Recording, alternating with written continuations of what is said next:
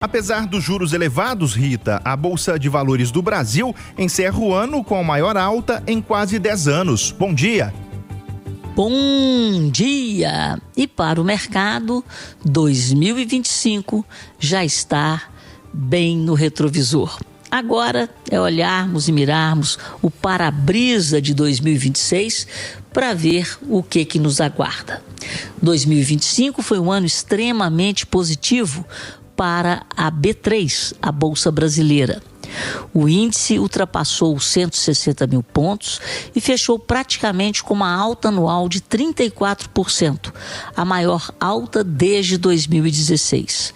Reafirmo a minha crítica, é uma bolsa de um país que está entre as 10 maiores economias do mundo, apesar de ter perdido o posto de 10ª agora com o resultado do PIB do terceiro trimestre, mas o volume negociado na B3 é muito tímido para o tamanho da nossa economia.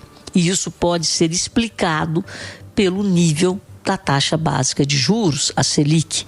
E apesar da Selic em 15% ao ano, o índice Bovespa brilhou nesse 2026, puxado principalmente pelas nossas exportadoras, e aí nós estamos falando de Vale, de Petrobras, que não sofrem tanto com os problemas do mercado interno, com o preço do dinheiro, e puxado também pelos bancos. Esses sim ganharam muito dinheiro durante o ano de 2025, com a taxa Selic a 15% e uma taxa real de juros acima de 10%.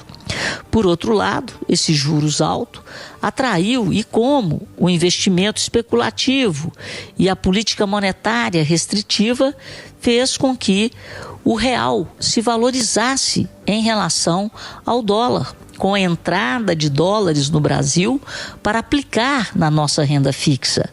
O real se valorizou quase 12% em relação ao dólar, que fechou o ano comprando R$ 5,48.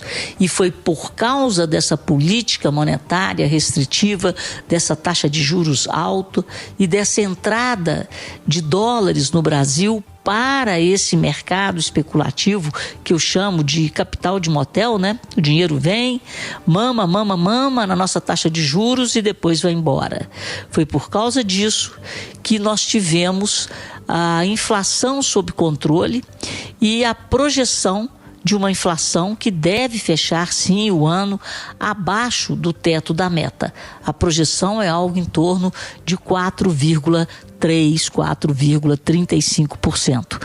Mas, em função dessa política restritiva, política monetária restritiva, com juros altos, atraindo capital especulativo para o Brasil.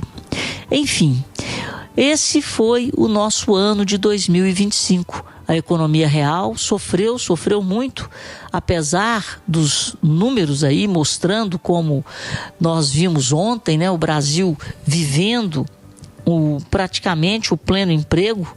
Os dados do IBGE mostraram que nós estamos com a menor taxa de desocupação da história, 5,2%, mas na prática, estamos convivendo com a maior taxa de juros do século, uma taxa real de juros que inibe a atividade produtiva e que provocou uma enxurrada de recuperações judiciais e uma quebradeira muito grande de empresas e de famílias.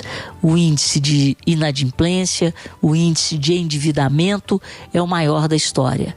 É uma coisa meio que contraditória. Estamos convivendo com um país que mostra números muito fortes em relação ao desemprego, ao crescimento econômico, mas que ao mesmo tempo promove esse crescimento e esse desemprego em cima de uma distribuição muito grande de benefícios sociais, de incentivo ao crédito e um modelo que não é sustentável, porque está endividando e colocando o país numa trajetória crescente de risco que impede que a taxa de juros caia e, ao mesmo tempo, colocando famílias e empresas no endividamento mais elevado do século e também no nível de inadimplência mais elevado do século.